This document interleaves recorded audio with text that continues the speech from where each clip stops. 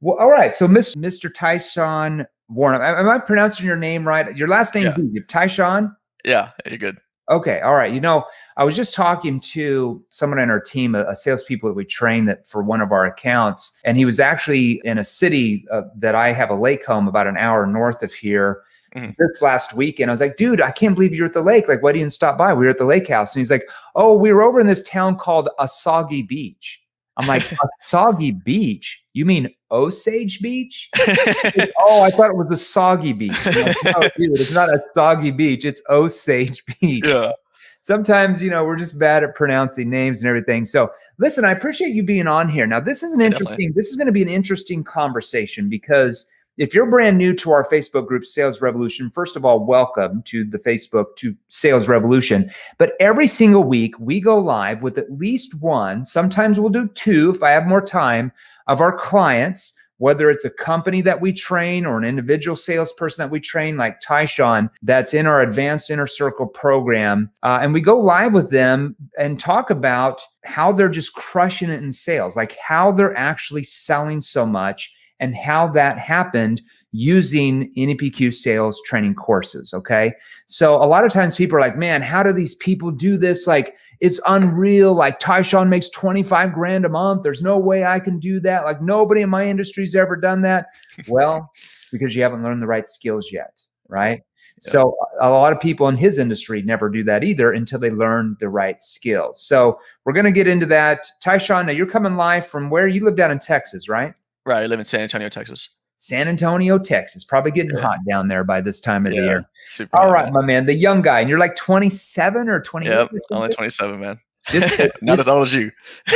Not as old as me, right? So I know. So once I got in my 40s, I turned 40 a couple years ago, people started calling me Uncle Jay. I'm like, dude, I'm just like 40 years old. Like I just turned 44, but I'm like, I'm not Uncle Jay. Like you're thinking like Uncle G, who's Grant Cardone. Yeah.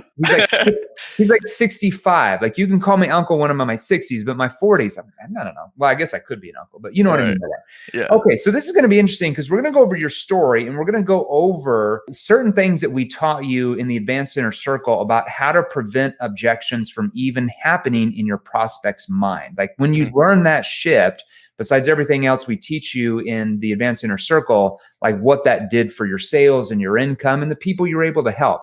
Right. Now, if anybody on here is like brand new to our Facebook group, so we always have brand new, we have probably 40 to 50 people, new people that join every single day at this point. That's trending up to 100 a day.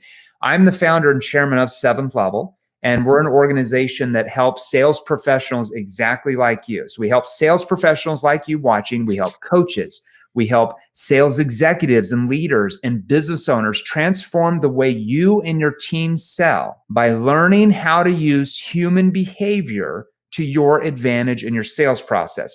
What does that mean? Learning specific skilled questions that work with human behavior rather than against it. That's a big key. We're going to talk about that.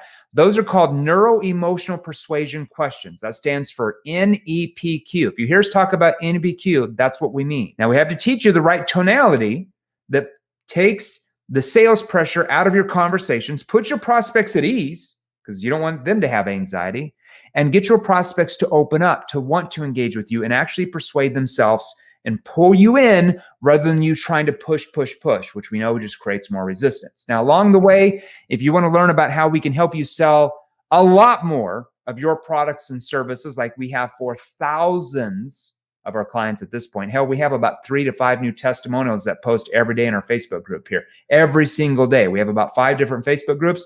We have about 5 every single day. That's about 140 new ones every single month.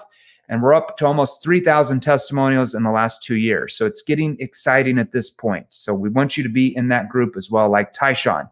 So if you want more details about how we can help you sell a lot more of your products or services, in the comment section, just post hashtag NEPQ, hashtag NEPQ, and either myself or some of my team will send you more details about how we can possibly help you as well. All right, Tyshawn, with that out of the way, let's get to you the good stuff.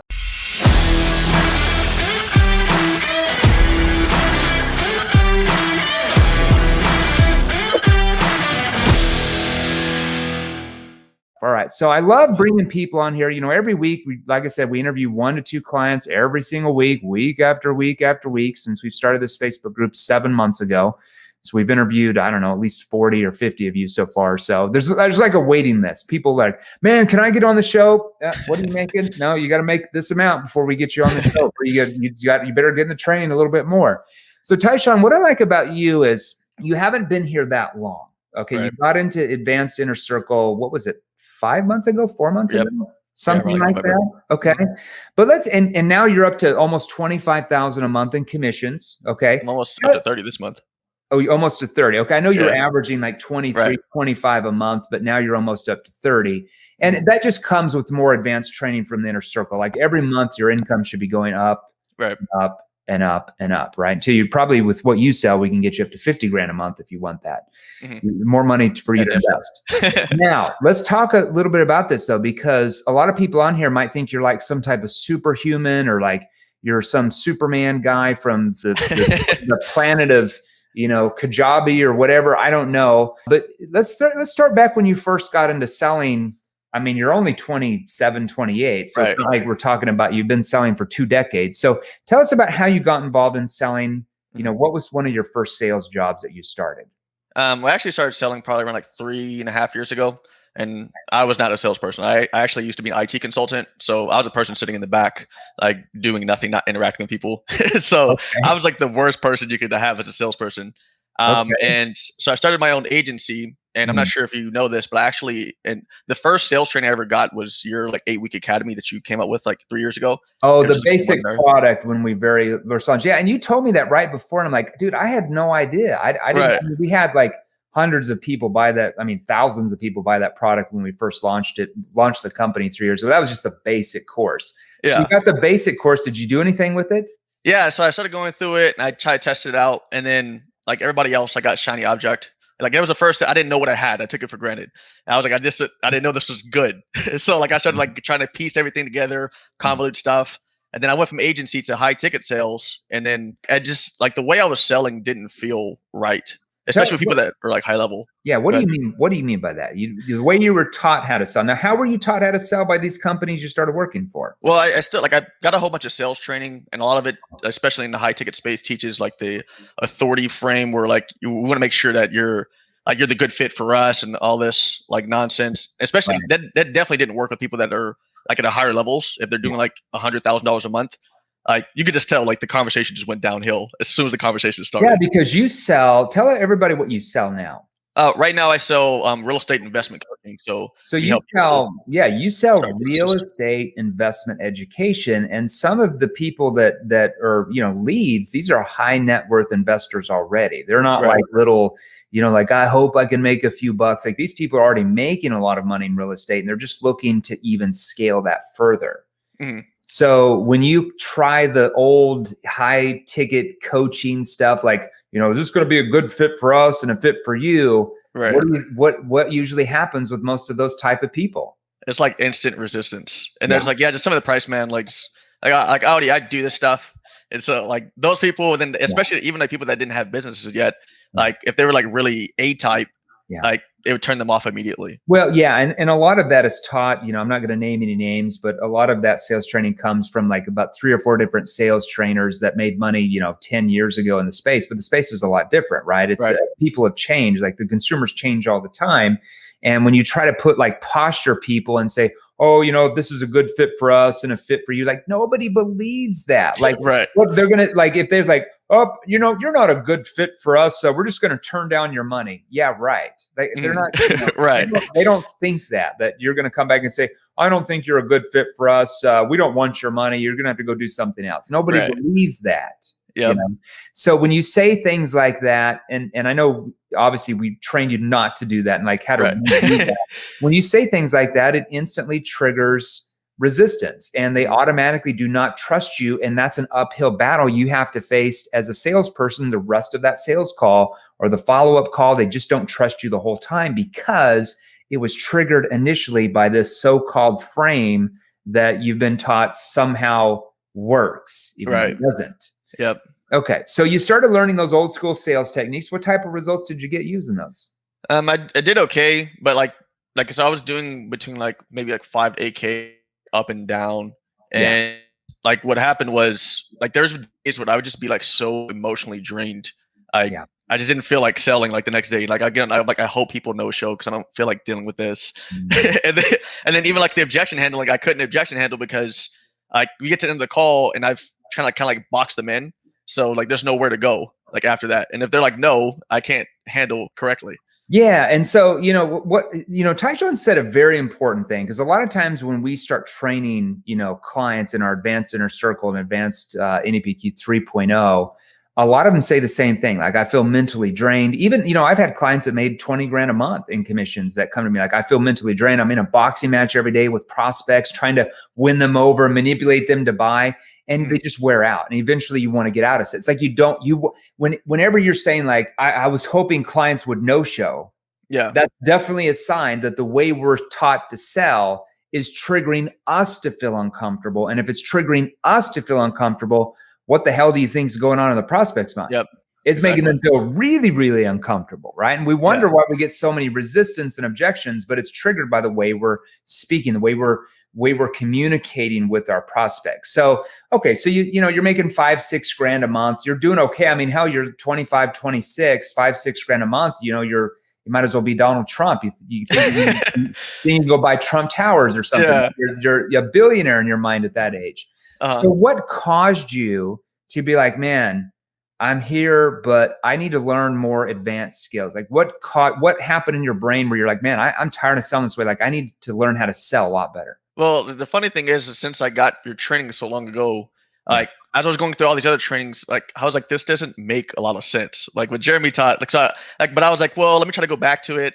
And then like a year ago, like I was like, I need to like exponentially like increase my income. And I know Jeremy can help me do that. So I went and like re-enrolled into like NEPQ like 2.0. You got into our 2.0 training. Yeah. Okay. Right. So, yeah, 3 years ago when we first launched, you got a very, very basic course. I did that with Brian Tracy.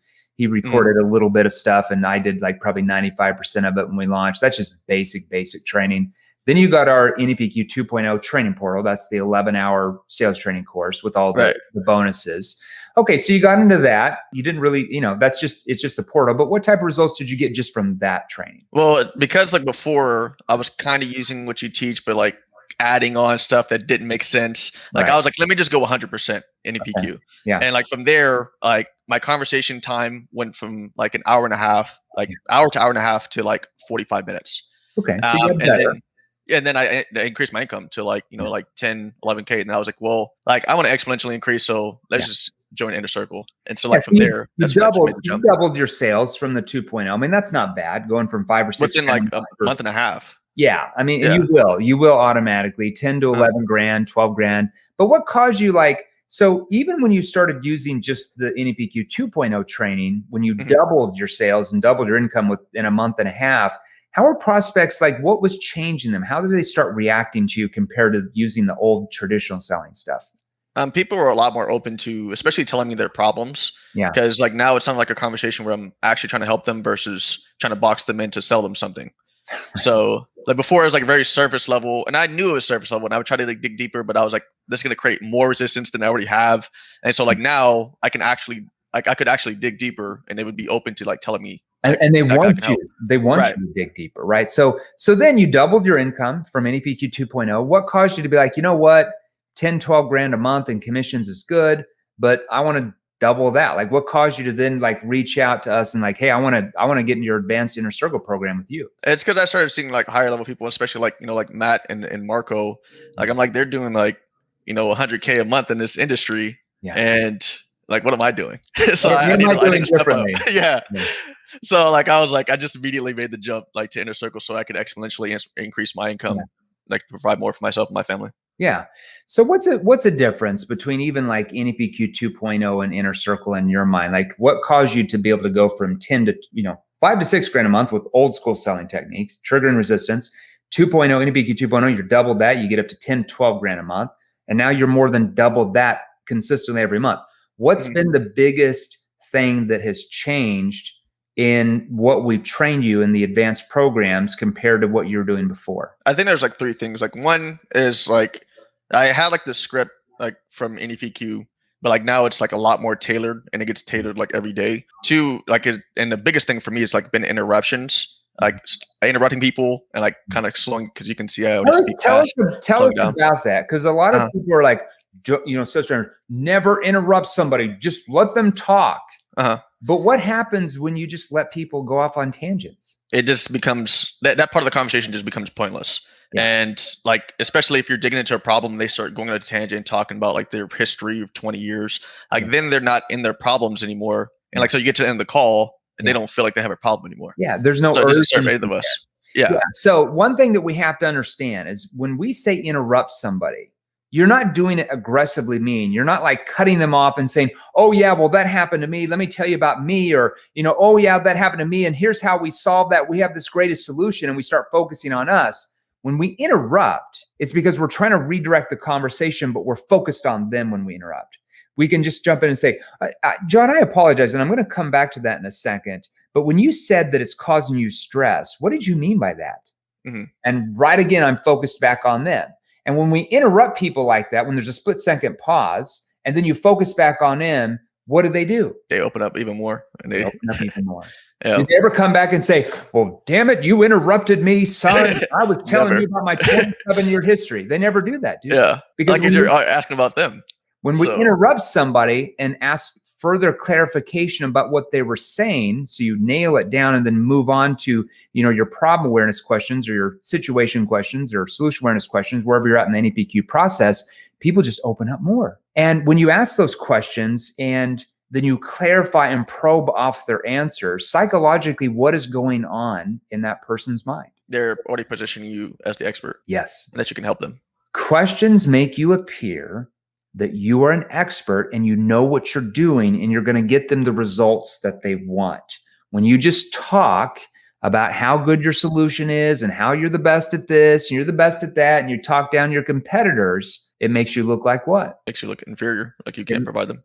It makes you look like just another salesperson who's trying to stuff your solution down their throat. And then they commoditize you and put you over here in the corner with all the other salespeople that are like that, which is 99% of salespeople. Right. But when you ask the right questions at the right time, with the right pausing that we teach you in our Advanced Inner Circle program, the right, let's say, tonality, okay, it causes people to think deeply about the questions you're asking, not just asking surface level questions. Like if I'm looking for a pair of jeans and I walk into, let's say, American Eagle, and I really want a pair of jeans, and the salesperson comes over and says, how can I help you? I'm just looking. Yeah, because that's a knee-jerk question, surface level question that requires a knee-jerk answer and response. Okay.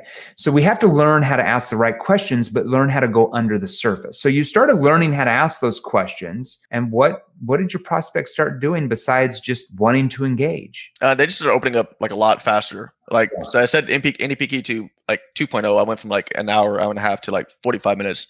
Like now I'm at the point where I'm between like 25 and 35 minutes. It's not like I sell like $100 product. Like it's between $8,000 to $13,000. Yeah, it's more high end for your industry. Yeah. Right. Yeah. And so we go from like 25, 30 minutes. They open up like really fast. And they're like, okay, cool. You can help me. Let's get rolling. Yeah. And it's not like a $500 product. And, we have some clients in B2B space that sell $100 million products. Right. And there's more of a, it's more than a 1 or 2 call close. It might be a 3-month sales cycle of smaller commitments that lead to the larger commitment to purchase their products or services.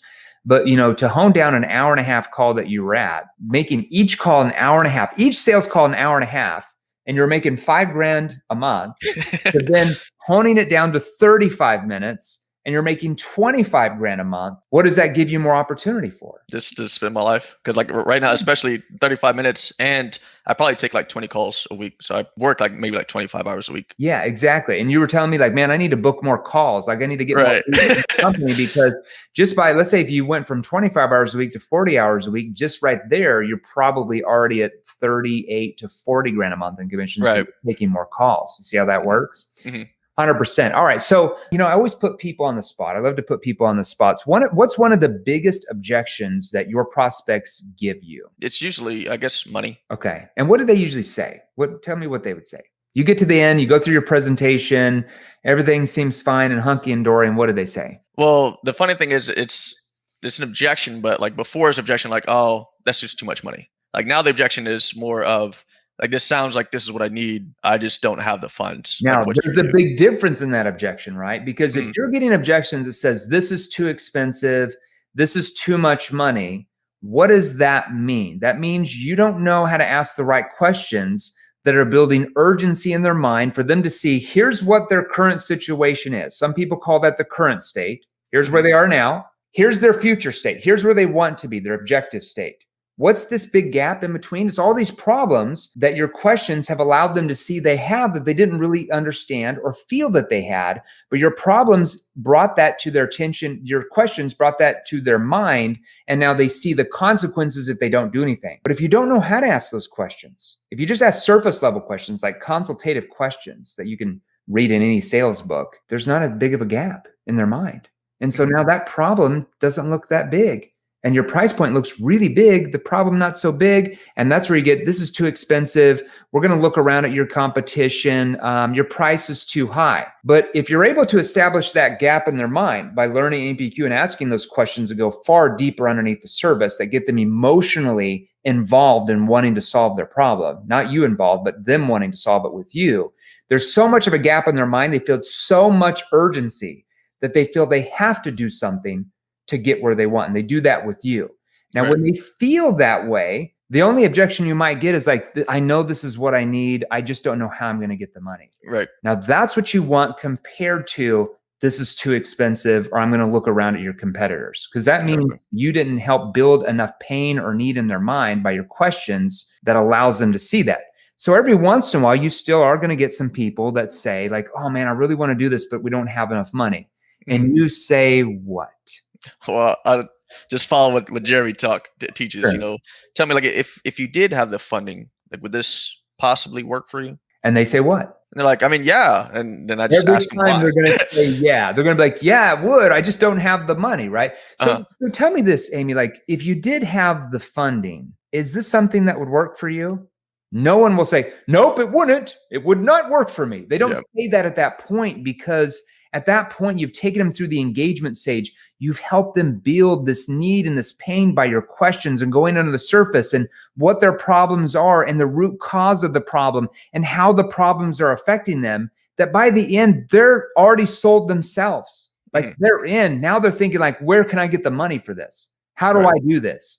You want them to say, where can I get the money? How can I do this? You don't want them to think this is too expensive. I'm going to shop around, because then you're commoditized and you're dead. Right. Okay.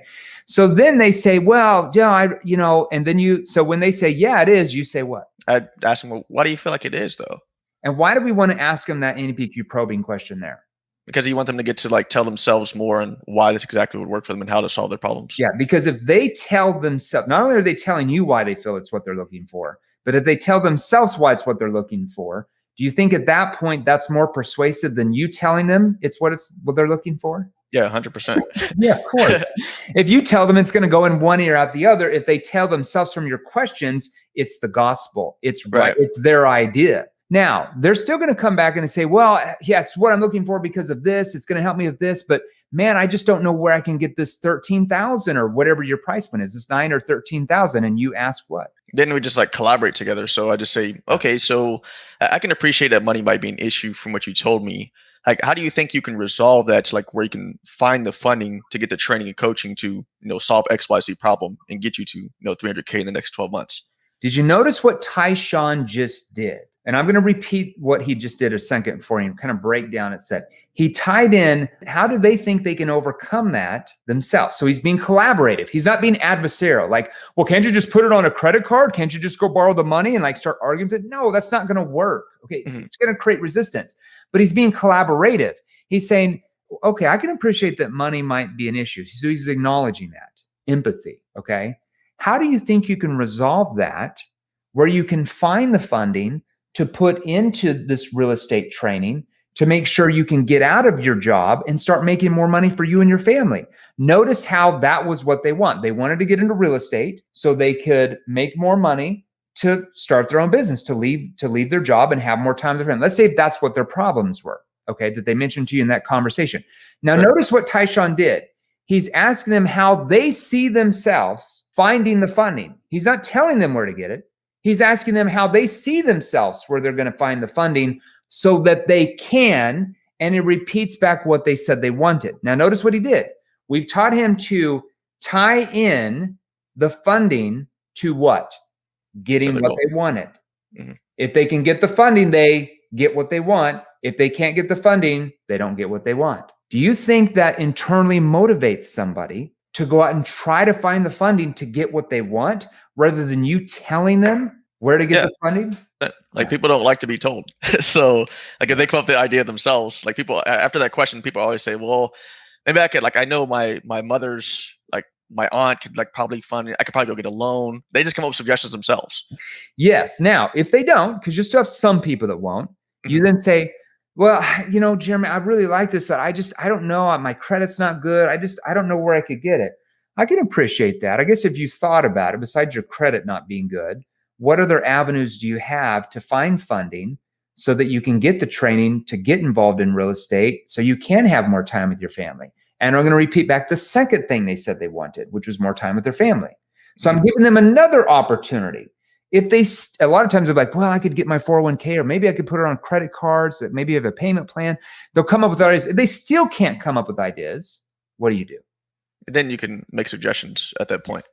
Yeah, you're exactly right. You just say, can I make a suggestion? Okay. What other, and I don't know if this would help you, but what other clients of ours do if they don't have the funding themselves is they'll go out, they'll get a loan through their bank, their lending institution. In fact, we have access to a lot of lenders that will loan capital to the member to fund their business. You know, I think for the $13,000 program, you have to have a credit score of, 650 or above, or a cosigner or family member that does. You'll have other people that use credit cards, and we keep them on a budget. And as they make profits with us, because we help them get profitable in the first 45 days, we'll keep them on a budget where they hold back a certain percentage of that profit to start paying down the funding quickly so they avoid interest. You have others that we use like a 401k or some type of retirement account. What of those avenues do you have? Mm-hmm. Okay, now if they still can't come up with avenues out of that, then you can make other suggestions that are even more rounded. But we're giving them like 4 or 5 times to try to get that funding in their mind. Right. And what have you found? Like, have you found that people, when they come up with those avenues themselves, even if it takes them a couple weeks, have you found people come back to you in a couple of weeks and be like, oh, I've got my funding finally. I got it for my 401k. What have you found? Yeah, that's awesome. Hey, Tyshawn. And it's not like, because before, like if they would say like, oh, maybe I'll go get a loan. Like when I'm putting that pressure, like they're probably just getting off the phone like, okay, I'm not signing up for this. But like this, like they're invested. They came up with the ideas themselves. So they'll be texting me back and forth like, hey, Tyshawn, I went and applied for this. They would just like, it's very open communication. I know what's going on instead of like me hoping that maybe they'll enroll in 2 weeks. Yeah. So they're still working with you, like getting back to you every other day. Like, okay, I just applied for the loan. They said it's going to be 3 or 4 more days. So they're involved internally with you, collaborating with you to make sure they get the funding and following through. Now, before, when you use traditional selling techniques, you try to push. How many people came back to you 2 or 3 weeks later with the funding? I don't know, like 1 out of 100. It was pretty bad. Like my follow-up, my pipeline was trash back then. Yeah. Like now, like all the time, like every single week at the beginning of the week, I'm starting off with at least like $30,000 in collections just because of like payment plans, plus like people messaging me saying like, hey, I finally got the funds. I'm ready to sign up. Yeah. Do you see the difference in income you can make once you learn the right skills that work with human behavior that get your prospects to pull you in rather than you trying to push them in? And it doesn't matter if you're selling B2C, high ticket, door to door, B2B, more complex selling environment. It doesn't matter. It's human behavior. Tyshawn, I just wanted to congratulate you first and foremost, because I love, we have all sorts of clients. We have clients that we have a 16-year-old that's enrolled in our training program that's making $15,000 a month in commissions right now. He's 16. He still lives at home. We had to get his parents permission to even enroll in the training. Okay. That'd be awesome. We have people all the way up in their 70s that are still in sales going through the training that are crushing it, making multiple 6 figures or more a year.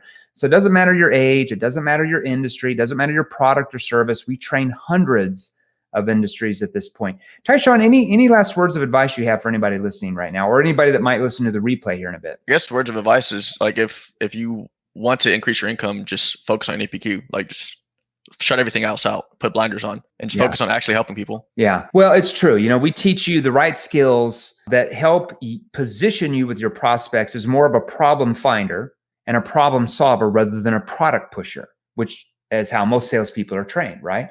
So what do I mean by problem finding? Here's what you have to understand, everybody. Realize that most of your prospects, when you first talk to them, even if they book on your calendar, if it's a cold call for sure, or an appointment or whatever, it doesn't matter. Inbound leads, outbound leads, cold calling, door to door, doesn't matter. It's all the same. Most of your prospects, when you first talk to them, do not realize they even have a problem. Or maybe they understand they have a problem, but they don't know really how bad the problem really is. Or maybe through your questioning ability that we train you on, you're able to help them uncover 2 or 3 or 4 other problems on top of the problem they thought they had, which makes you look like, wow, you're like an expert helping them find all these problems. And when you're able to do that and you're able to help them see what the consequences are if they don't do anything about solving the problem, then they are automatically in, because they realize that it's far more riskier for them to do nothing and stay in the status quo and not get money for what you're offering. It's far more riskier for them to stay and have this problem not being solved than it is to go out and find the money or the funding for your solution to actually get them where they want to be and solve the problem. Far more riskier to do nothing at all, right? Stay in the status quo. So, man, I'm looking forward to, dude, you're a savage. We're about to turn you into a legend in sales. And dude, you're so young. You're still in your late 20s here. I would say in a year from now, you'll probably doubled your income and your sales from where you're at right now. And you're already on pace to make $300,000 in commissions this year. Right. I'm looking forward to it. Congratulations. I don't know many 20-some-year-olds, unless they're in our training program. Right. Exactly. 300,000, 350,000 plus a year or more, and they're still in their 20s. So you're only going to get better as you stay in Inner Circle longer and longer. You're just going to learn more. So everybody, thanks for being on here. We hoped what we went over with you and with Tyshawn helped you with overcoming some of those objections. If you want to know more details about how we can help you sell a lot more of your products and services well, like we've helped Tyshawn and thousands of other clients. We have almost 3,000 testimonials now in the first 2 years. Well, I see too many testimonials. I get bored now. I'm like, oh, that's a boring one. He's only doubled his income. Like, why didn't he triple it? What happened?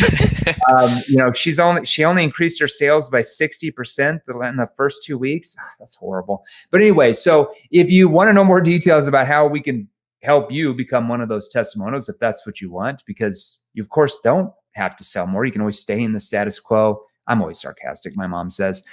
In the comment section, post hashtag NEPQ, and either myself or someone on our team will message you more details on training options to see if we can help you as well. Tyshawn, you're the man, you're the myth, the man, the legend. You're a savage. We're gonna teach you to be a legend one of these days. Yeah, looking forward to it, man. Okay, my man. Talk to you soon. Thanks everybody for having us on. It was awesome. Bye now. Hey guys, if you enjoyed these, here's another you can watch right over here, Join our free Sales Revolution group. Click the link below, join us, and we're gonna help you. Thanks for watching. We'll see you real soon.